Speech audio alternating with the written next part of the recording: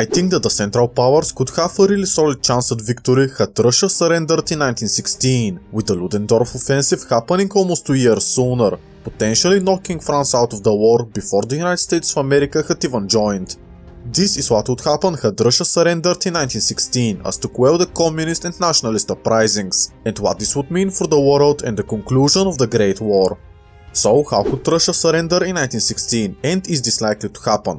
Historically, it's fair to say that the Eastern Front was suffering major defeats on the Russian side, with barely any victories, except the Brusilov offensive.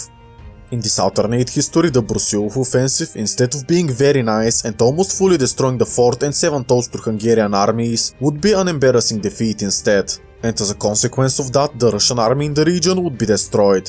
I believe this would speedrun the collapse of the Russian Empire, as the whole situation would worsen and look similar to 1918, when the Russians historically surrendered, but it would happen 2 years prior in this alternate history. I would predict that this Russian embarrassment would not only cause them dropping out of the war early and losing some territories, but also their allies would suffer. The Brusilov offensive coincided with the Battle of Verdun, as France requested a Russian advance as to ease pressure off from the Western Front. Historically, the Brusilov offensive was a great success, and Germany had to redeploy troops in the region due to the Austrian army collapsing, so France was able to win the Battle of Verdun as a result of the successful Brusilov offensive. Practically 4 German divisions retreated from Verdun and went to Galicia to help Austria-Hungary. Now I do say that France won the Battle of Verdun, but there were 355,000 German casualties and around 400,000 French casualties. So you could argue that neither side was victorious, but the French managed to keep Verdun and not let it fall to the Germans. This would for sure have been changed if the Brusilov offensive had failed, so the butterfly effect would be great. This is how the Brusilov offensive could have been a total disaster, and what this means for the rest of the Entente, as it would give the Central Powers the upper hand.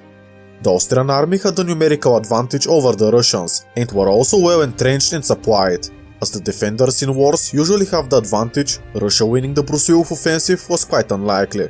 The Brusilov offensive was practically the second worst thing to ever happen to the Austro-Hungarian army, as the Slavic part of the army had deserted or surrendered. Russia captured many Austrian guns and prisoners as a result of that. Austria-Hungary was actually more Slavic than we may think, with about 40% of their population being ethnic Slavs, so this was a big blow to Austria-Hungary that led to their collapse 2 years later. For example, Romanian Transylvanians were fighting under Austria-Hungary against Romanian Bessarabians under the Russian army, and there were cases where both armies refused to engage each other and disobeyed their orders from their superiors or arrested them. Similar situation is with the Poles and Ukrainians, which were split among Russia and Austria-Hungary, where the same people would be forced to fight each other. The minorities, both of Russia and Austria-Hungary, were the main losers in the First World War. However, I think that the most important thing that could work against the Russians is their communications. Historically, Germany found out that Russia sent their telegrams late at night uncoded, which allowed them to inflict a crushing blow on the Russian army at the Battle of Tannenbaum. The Germans continued to use this to engage in major offenses and push the Russians out of East Prussia as well as of Poland. To have the Brusilov offensive fail, we need one telegram to get out on accident and to get intercepted by the Germans. This would give the Germans and Austro-Hungarians enough time to build up some stronger fortifications and reinforce the border with Russia, as well as knowing where to divert their forces to. As such, the Lake Naroch offensive of 18th to 30th of March 1916 would be an even bigger Russian disaster, and the Germans would continue their assault on Verdun, not halting it temporarily unlike in our own history. This would for sure strain the already low Russian morale. Historically, Austria-Hungary made a brutal mistake that allowed the Brusilov offensive to happen and to succeed. And this was that right after the Lake Naroch offensive, the Austrians reshuffled their troops, sending their experienced soldiers to defend the front against Italy, while putting in new and inexperienced recruits. If we want to make Russia surrender in 1916, another thing we could change is that when Alexei Brusilov presents his plans to other commanders and Tsar Nicholas II himself, that his plans are denied or would be less supported than in our own history, which could happen as a result of more disastrous Lake Naroch offensive. With all of this combined, we can guarantee a German victory and the Brusilov offensive to be a massive failure, just like how you are to your father.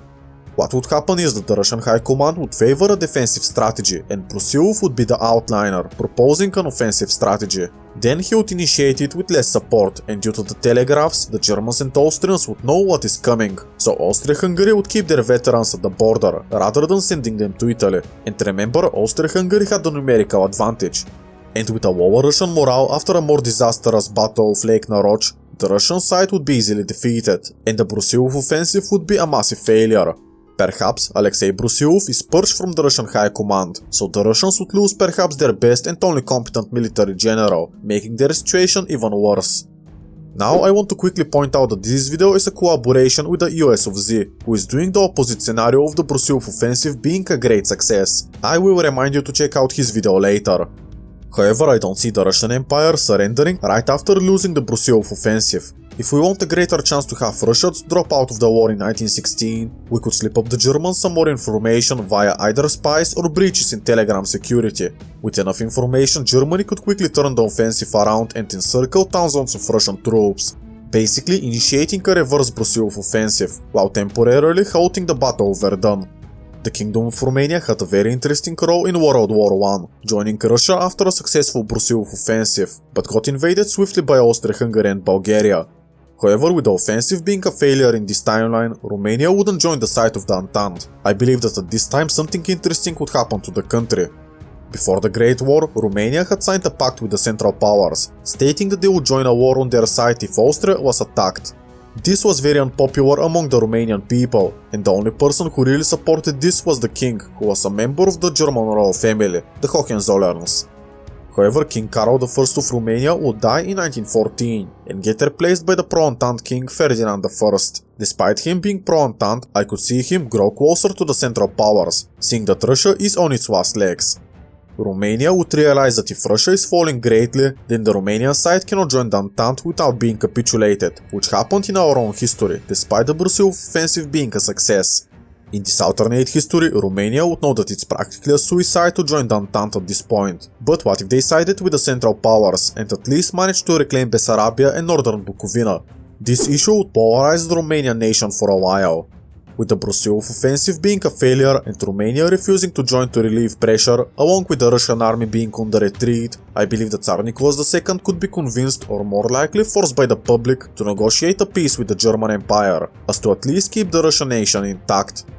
I would suspect that an armistice could be signed in August 1916, before the situation in Russia would get too out of hand, with negotiations being held somewhere like Kiev or Minsk. Russia wouldn't lose as much as they did in the Treaty of Brest-Litovsk, but it would still be very terrible. The Kingdom of Lithuania would be created as a German puppet government, with Prince Joachim as ruler. To the north of Lithuania, stretching out to the Daugava River, Germany would install another puppet government, the Kingdom of Livonia. The area around Riga would become a free city, very German-influenced. Poland would be released as another kingdom, but its future would be unsteady. Germany wanted direct control over the region, but so did Austria-Hungary. A little further south, I wouldn't be surprised if Romania either seized or was given Bessarabia as a token of not joining the war against the Central Powers. Now let's be real, Romania maybe takes advantage of the situation and decides to steal the province. This would be very characteristic of them. Jokes aside, Russia would be forced to pay a lot in reparations, which I suspect that Germany would allow them to pay in wheat or other food from Ukraine, as Germany is still suffering from the British blockade. Tsar Nicholas II may or may not have caused a mass starvation during the war, but I would still see him trying to pay his debt to the Germans in grain. His reasoning, the population has been starving for years, what's a few more months going to do? That's very classic Tsar Nicholas II. Even in our own history, there were famine conditions in Russia in 1918, so Nicholas II would know that his days as emperor would be numbered. Perhaps he agrees to a constitutional compromise as to stay in power, or at least as head of state, but all the real power would lie in the provisional government. The case for the Russian surrender is that it would become evident with Russia not winning a single battle and always being on the retreat, that there is no hope in sight for victory, resulting in the Russian generals to want to cut their losses and try again in another war, rather than losing the whole empire. On the Western Front, tides would begin to shift into Germany's favor, with Russia out of the war and Germany being fed via farms in Ukraine. The Ludendorff offensive, or more commonly known as the German Spring Offensive, could happen in the following year, which is early 1917. Historically, this offensive was very successful against the British and French forces, who are also backed by the Americans. In this alternate history, however, there would be a lack of American troops, and I think that this offensive would be much more successful, taking a lot more territory in northern France. But rewriting history, the United States of America had joined World War I in the spring of 1917. With the Americans in, the Central Powers would probably still lose. To that I would say Zimmerman. The Zimmermann telegram was sent in January 1917 and consisted of a German request for Mexico to attack the United States of America with their undersupplied and outmatched army that is currently fighting a civil war. Even if Mexico had accepted, it wouldn't have helped Germany at all. But with Russia capitulating a lot sooner and the German army in the Eastern Front massing on the Western Front, Germany wouldn't be as desperate as to send a telegram. While the telegram itself didn't tip the United States into joining World War I, it was still a massive domino that pushed it into that direction, and also it was a strong casus belli for the Americans. With Germany not sending this telegram, it would have bought them just enough valuable time, but America would still join the war against them, perhaps a bit later. With the spring offensive being tipped almost unfairly into Germany's favor, I wouldn't be surprised if this offensive, which was already very successful in our own timeline, managed to result in Verdun to fall into the German occupation. With the Germans being once again 30 kilometers away from Paris, just like where they were in 1914 before they were pushed back slightly. This I assume would quickly throw the Entente into a state of panic. The Central Powers would be stopped outside of Paris, but the defenders of the city would be hastily thrown together. Russia would be in a terrible place. While Lenin didn't go to the country to start a revolution, the people would be launching one anyways. This would be due to the fact that the Tsar had lost the war, as well as the previous one, which is the Russo-Japanese War, and is now the main reason for the spring offensive success. Also, almost everyone in Russia was starving to death, so the conditions are ripe for a revolution. It wouldn't surprise me if Lenin made a trek back to Russia, hoping to light a spark of communism in the midst of the revolt. However, he wouldn't have the protection of the German military like he did in our own timeline. In fact, Germany actually wanted to keep the Tsar of Russia in power as to sustain their payments of money and or grain, but also because Nicholas II was very incompetent, so Germany would prefer to support him as to have a weaker enemy. By mid-1917, I can see a revolution breaking out and deposing the Tsar, installing the Russian provisional government. The Tsar would still get to live in the royal palace and all, but be definitely under house arrest, just like in our own history before the communists took over the country and executed the royal family.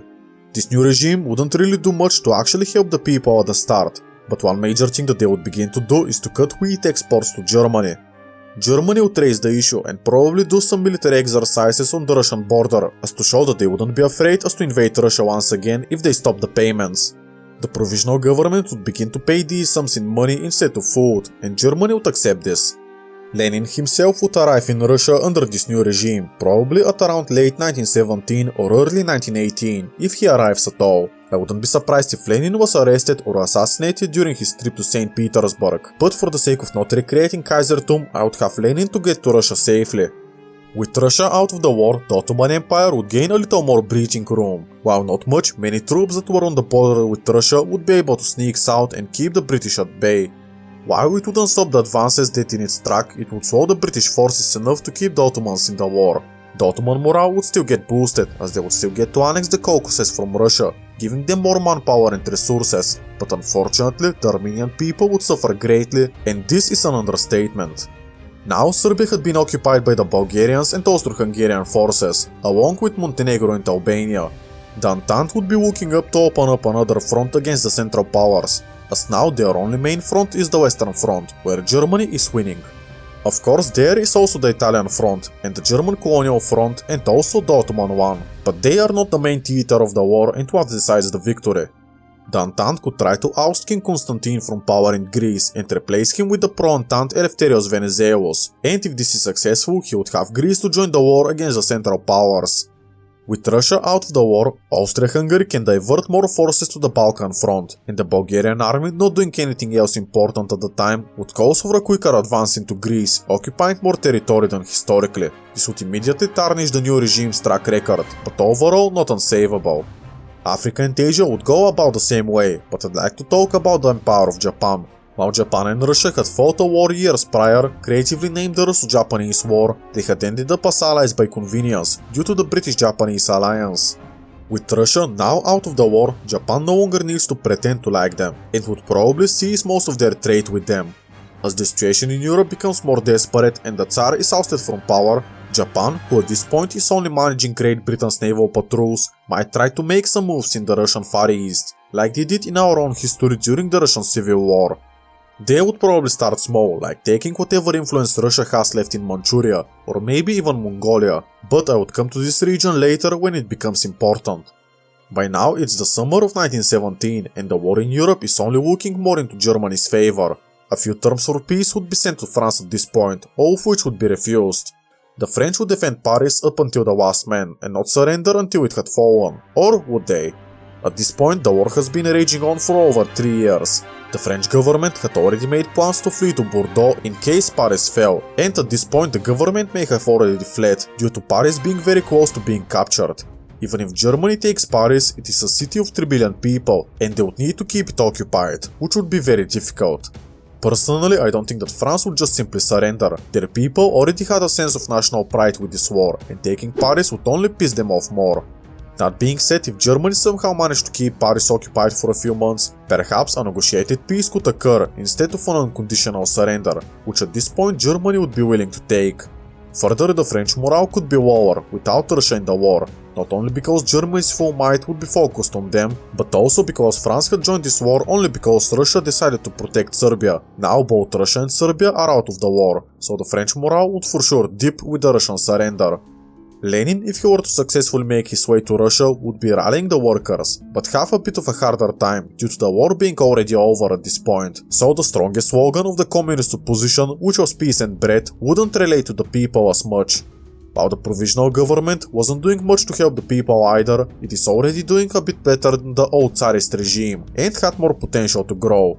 I wouldn't be surprised if Lenin began his uprising in late 1917, although it would be less popular. Tsar Nicholas II and the royal family would be escorted out of St. Petersburg, along with the provisional government, which would set up a temporary government headquartered in Moscow.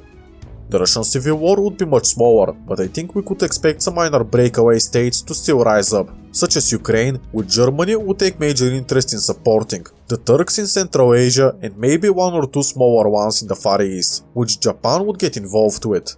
Overall, this universe White Army would be much stronger than the Red Army. It would also control more important territories and not be as much of a mess as it was historically.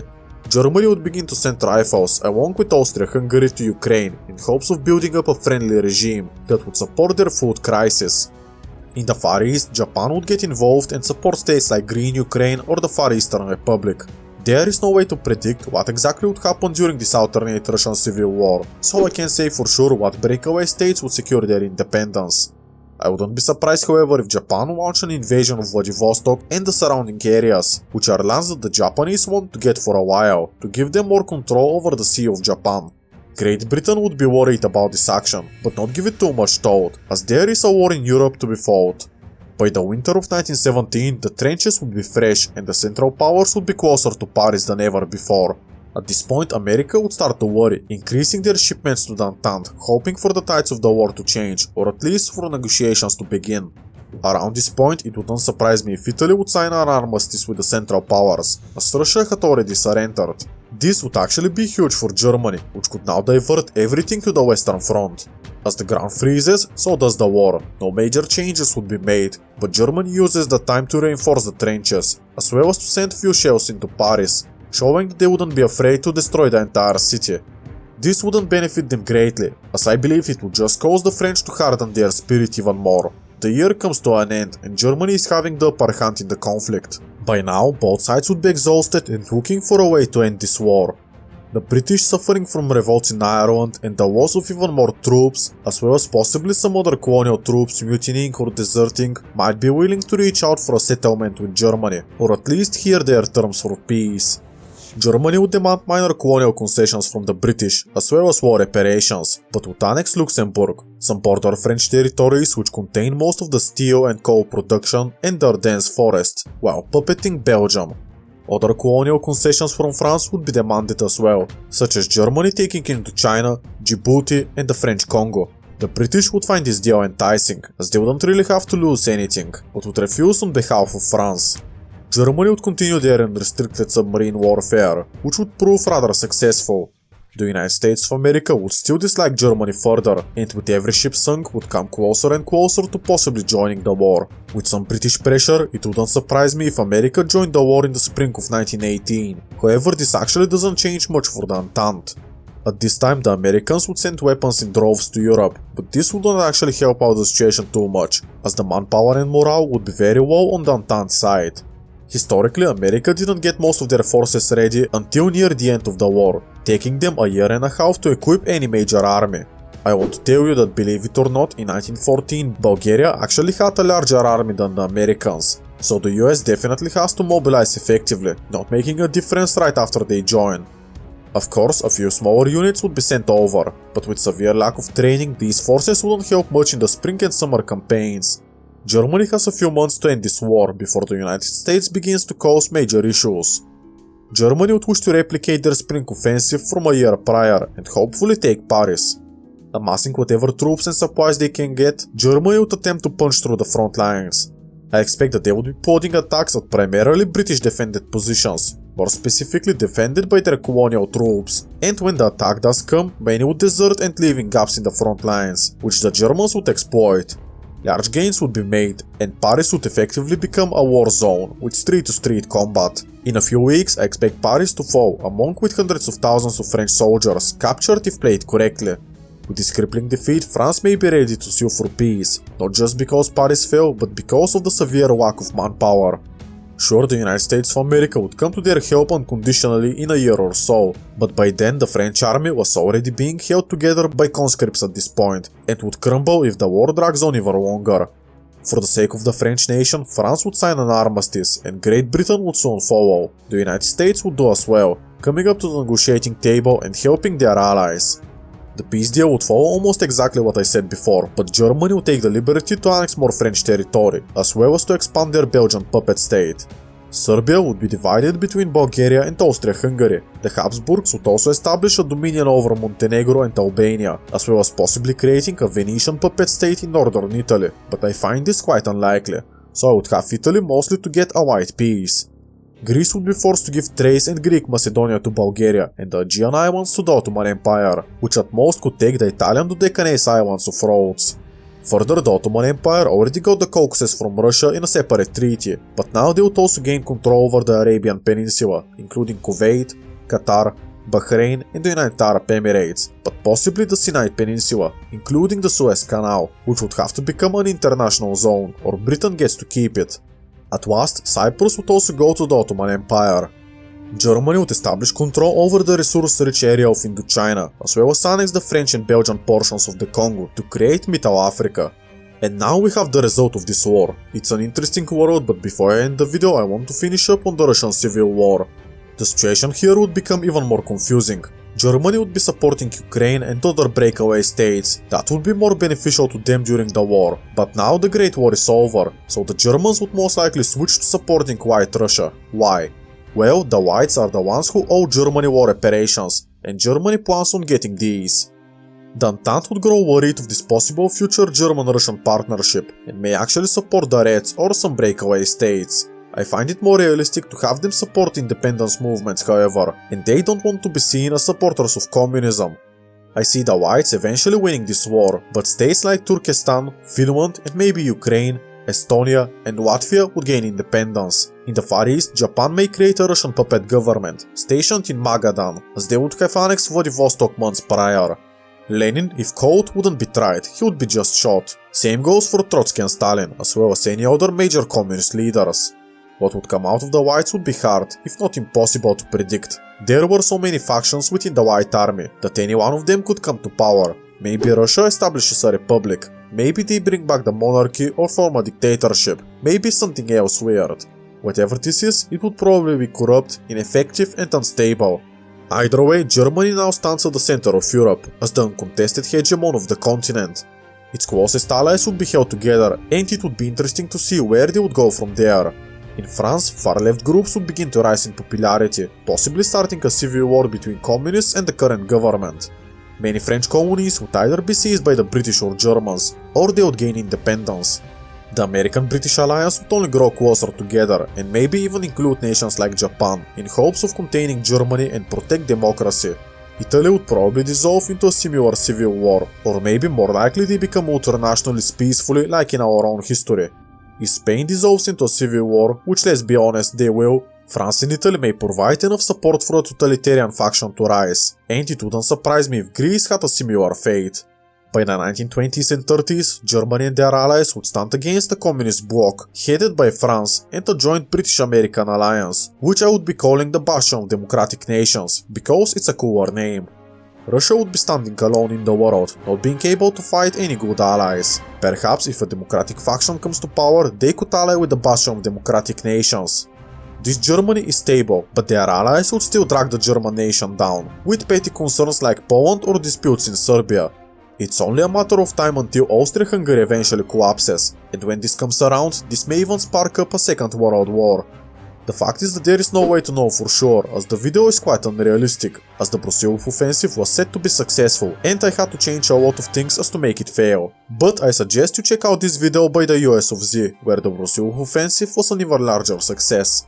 Thank you for watching and I hope to see you there. Goodbye!